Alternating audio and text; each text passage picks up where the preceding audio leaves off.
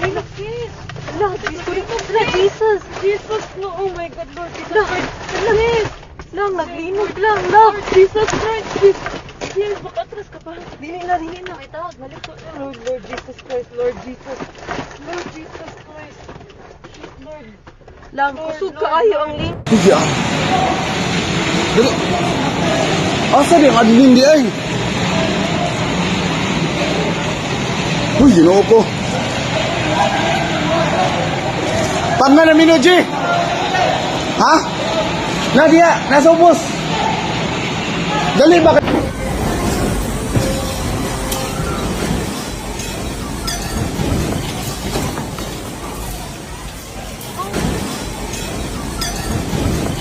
On September 30th, 2025, the Philippines was struck by one of the deadliest earthquakes in recent years.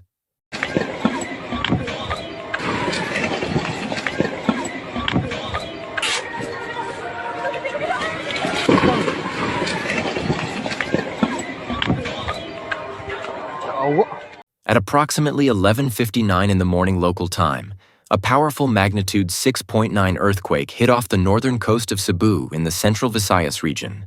The epicenter was recorded near Bogo City, and the shallow depth of the quake, estimated between 5 and 10 kilometers, made its impact on the surface especially destructive. The Philippines, located along the Pacific Ring of Fire, is no stranger to earthquakes. But the intensity of this event and its devastating consequences shocked both residents and officials. In the immediate aftermath, buildings collapsed, roads cracked open, and landslides buried rural communities.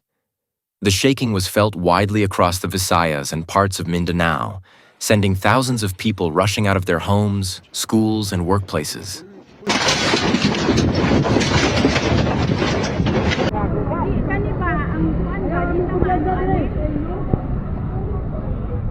Usog.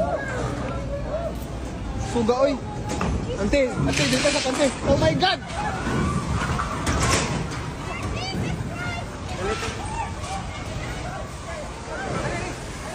Lord Jesus Christ.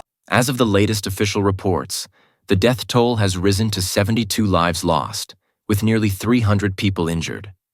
Hospitals in Cebu and surrounding provinces were overwhelmed as ambulances and private vehicles transported a constant flow of casualties. Many of the victims perished under collapsed homes, falling debris, or landslides triggered by the quake. Rescue operations were further complicated by heavy rain, damaged infrastructure, and hundreds of aftershocks that shook the region in the hours and days that followed.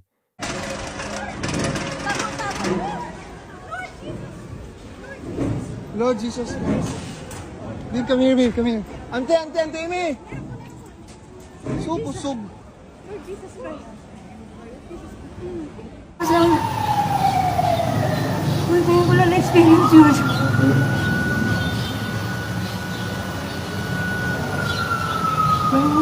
In addition to the human tragedy, the physical damage is widespread. Entire neighborhoods reported homes reduced to rubble. Schools, hospitals, and government offices sustained cracks and structural failures, forcing evacuations. Churches and heritage buildings, some over a century old, were heavily damaged or destroyed, erasing irreplaceable pieces of local history. Bridges and roadways were cut off, isolating communities and delaying rescue and relief. Power outages left large areas in the dark, while water systems were disrupted, adding further strain to affected families.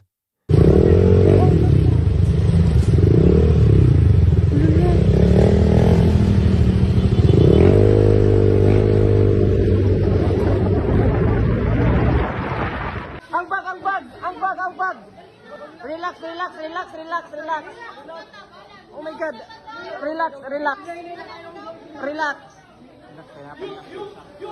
The government quickly declared a state of calamity in the hardest-hit municipalities to speed up relief and financial aid. Local authorities, military personnel, and volunteer groups mobilized to search for survivors, clear debris, and distribute food, water, and shelter supplies. Sniffer dogs and heavy equipment were brought in, but in many areas rescuers had to rely on bare hands and improvised tools. President Ferdinand Marcos Jr. expressed condolences and pledged support for victims, while agencies carried out rapid damage assessments and considered whether international aid would be required.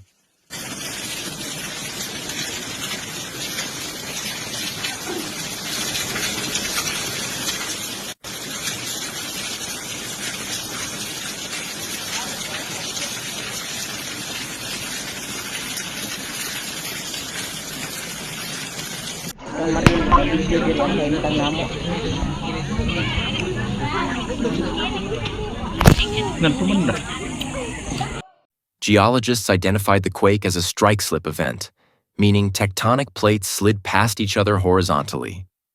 This type of movement often produces widespread shaking and surface ruptures. More than 2,000 aftershocks have since been recorded, some strong enough to cause further damage and panic.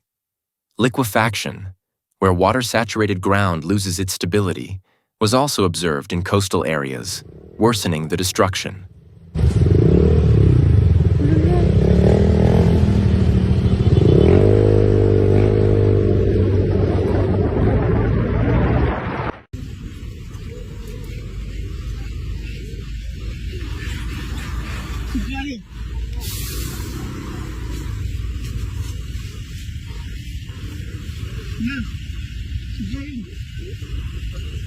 The tragedy is a reminder of the Philippines' vulnerability.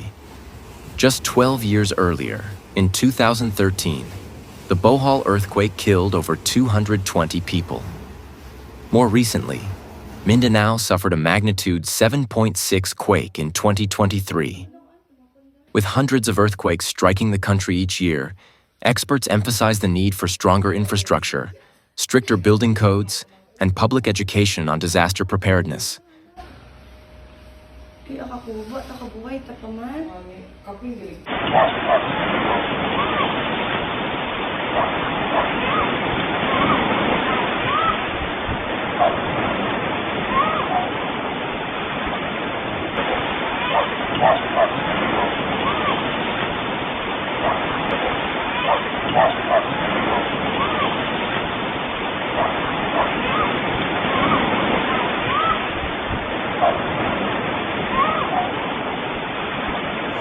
For survivors, the challenges are far from over.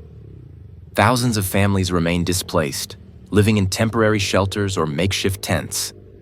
Many are grieving lost loved ones while also facing shortages of food, clean water, and medical supplies.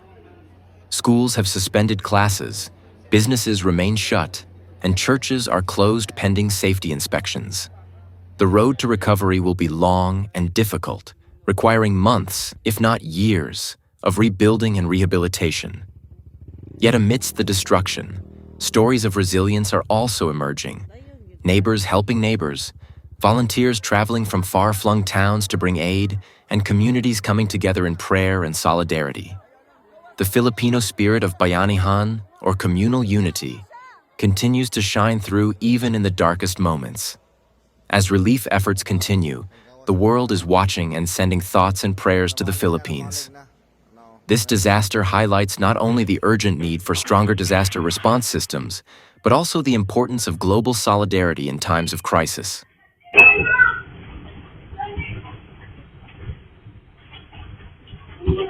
Padi idol, Lindol, tangin na yan. Oh, tangin na, lakas.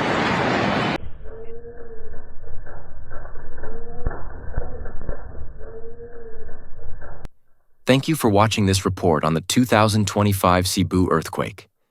If you found this update informative, please consider subscribing for more news and analysis on global events.